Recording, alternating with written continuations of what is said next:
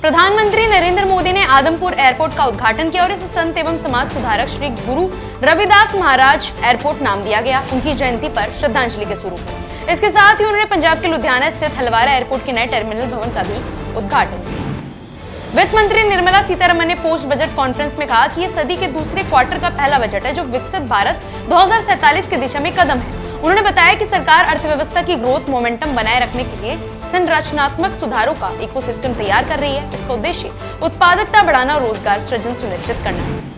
भारतीय तटरक्षक बल के 50वें स्थापना दिवस पर महानिदेशक परमेश शिवमणि ने नई दिल्ली स्थित राष्ट्रीय युद्ध स्मारक पर पुष्पांजलि अर्पित की। इस दौरान उन्होंने शहीद वीरों के साहस और सर्वोच्च बलिदान को भावपूर्ण श्रद्धांजलि भी दी। उनकी विरासत आज भी तटरक्षक बल को राष्ट्र के प्रति अटूट समर्पण के लिए प्रेरित करती है। भारतीय सेना के स्पीयर कॉर्प्स ने इन्फेंट्री और आईटीबीपी इकाइयों के साथ मिलकर अग्नि परीक्षा अभ्यास का दूसरा चरण पूरा किया। इस दौरान लाइव आर्टिलरी मिशन को सफलतापूर्वक मान्य किया गया। अभ्यास का उद्देश्य कॉम्बैट रेडीनेस और संयुक्त ऑपरेशनल क्षमता को और मजबूत करना था। प्रधानमंत्री नरेंद्र मोदी ने कहा कि भारत के 140 करोड़ नागरिक केवल तेजी से बढ़ती अर्थव्यवस्था होने में संतुष्ट नहीं है, बल्कि हम दुनिया की तीसरी सबसे बड़ी अर्थव्यवस्था बनने का लक्ष्य जल्द हासिल करना चाहते हैं। उन्होंने ये बात यूनियन बजट 2026 के अवसर पर कही।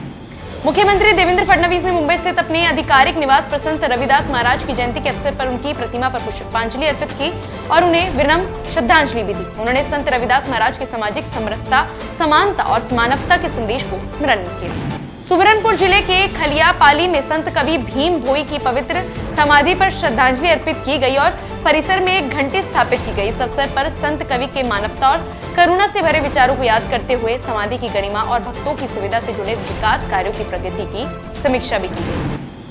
हरियाणा के मुख्यमंत्री नायब सिंह सैनी ने प्रेस कॉन्फ्रेंस में कहा कि बजट 2026 तीन मुख्य दृष्टिकोण पर आधारित है: स्पीड, कैपेबिलिटी और सबका साथ। इसका उद्देश्य उत्पादकता बढ़ाकर आर्थिक विकास को तेज करना, लोगों की कौशल क्षमता मजबूत करना और हर परिवार व क्षेत्र को पर्याप्त संसाधन व अवसर उपलब्ध कराना है।